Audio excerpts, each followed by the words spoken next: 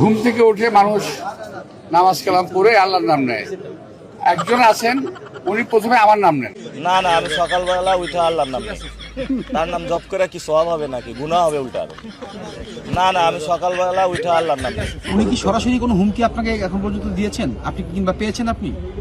ওই যে বলে যে বাসায় আসো, এটা মিথ্যা হবো, ওইটা বলে যদি ঘুম করে ফেলে। আমি বলছি ভাই নির্বাচন করতে আসছেন, আমি আপনাদেরকে চায়ের দাওয়াত দিয়েছিলাম যে বাসায় আসে চা খাই কথাবার্তা বললি বলে আমি এটা ওনাকে হুমকি দিয়েছি। মির্জা আব্বাস ভাইয়ের আজকে বিবাহ বার্ষিকী।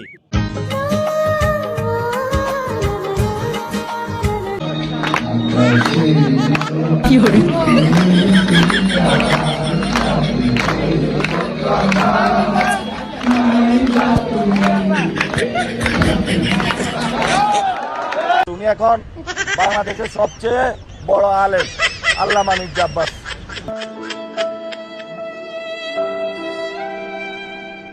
মানে ভাবটা এরকম যে আমাকে মারে না কেন, আমাকে মারে না কেন, তো আমি তো ওই জায়গায় যাবোই না।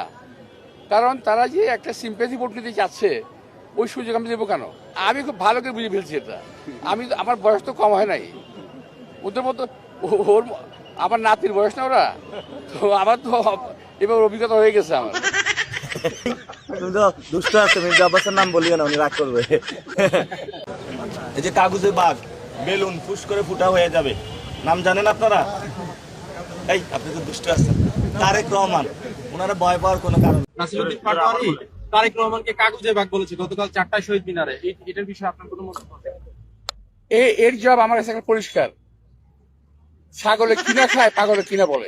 আমার মনে হয় তো তারেক রহমানও বিপদে আছে এই মির্জা আব্বাসকে নিয়ে, ঠিক খুবই বিপদে আছে। আব্বাস ভাই, সবাই বলছে আপনি অনেক ধৈর্যের পরিচয় দিচ্ছেন, অনেক স্লেজিং এর মুখে আছেন, আপনি আসলে বিষয়টা কিভাবে ম্যানেজ করছেন? এটা আমি মনে করি যে আল্লাহ তাআলা আমার একটা পরীক্ষা নিচ্ছেন, এবং আমি চাই যে আল্লাহ তাআলা যেন আমার ধৈর্য দ্বারা পরীক্ষাটা ইলেকশন মতো রাখেন।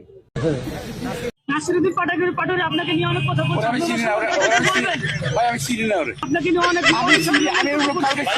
অনেক মানুষ অনেক কিছু আমাদেরকে বলেছে। এই কয়েকদিন আমরা অনেক যন্ত্রণা সহ্য করেছি, কিন্তু এই যন্ত্রণাগুলোকে আমরা সবাইকে ক্ষমা করে দিলাম। আমরা তাদেরকে ফুল দিয়ে বরণ করে নিব।